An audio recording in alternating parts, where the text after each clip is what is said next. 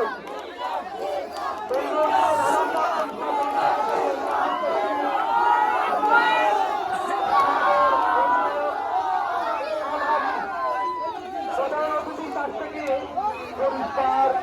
প্রদান করার জন্য আমি অনুরোধ করছি কংগ্রেসের গ্রামের আনার দলের অধিনায়ক আল আমিনকে।